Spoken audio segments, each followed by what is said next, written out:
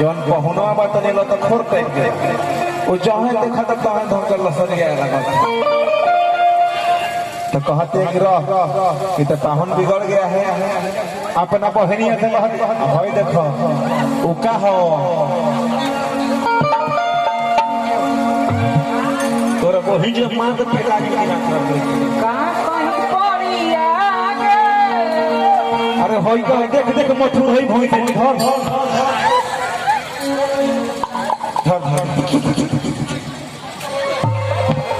खाते ना प्यार से बने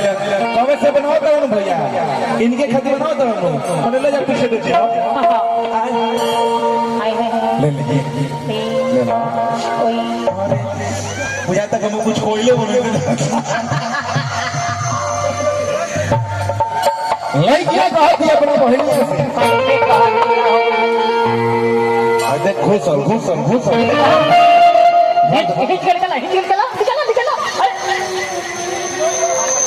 कान के बाली हीरा लेखा चमकता ए है का कहत रविंद्र भैया के कान के बाली हीरा लेखा है इनकर सलिया वाला हीरा लेखा कह दिया का कहना कहतिया हो अरे की का कही दीदिया रे जीजा जी दलाल थे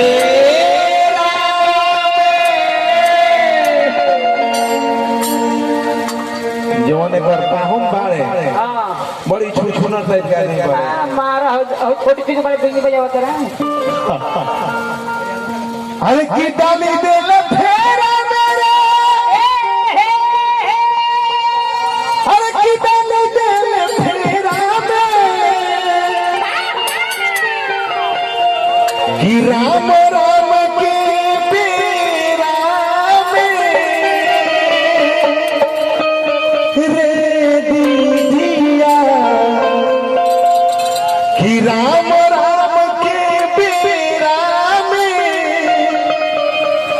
आरे जी डाला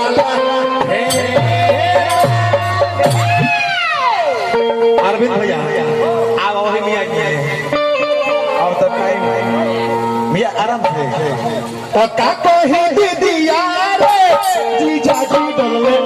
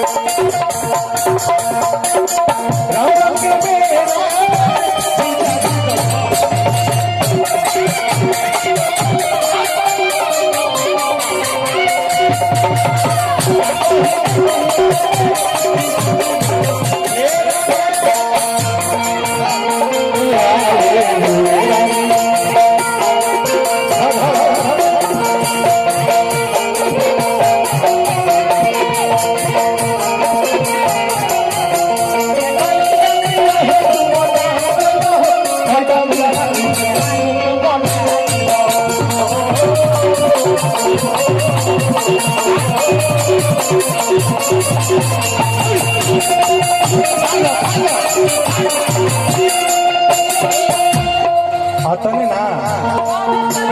अरविंद धरो कह दिया का लगी खेसारी भाई अच्छा सुहा बोलो उल्टी करो बोलो अरे की चढ़ली जवानी हमार अरे की दी है बनासी टका न रही दीदी अरे कोई दी बासी चढ़ी जमानी अरे कोई दी बासी रही मोहब्बत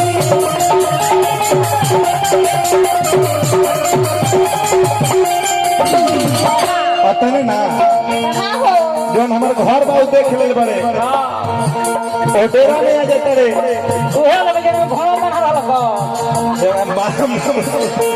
तो घोड़े पे था फूल से जसवी ले ले घोड़ा लाल बत्ता जाए तो बोल भाई हम चलो उधर का हो दरबार में बोल बा ए बुलाओ तार के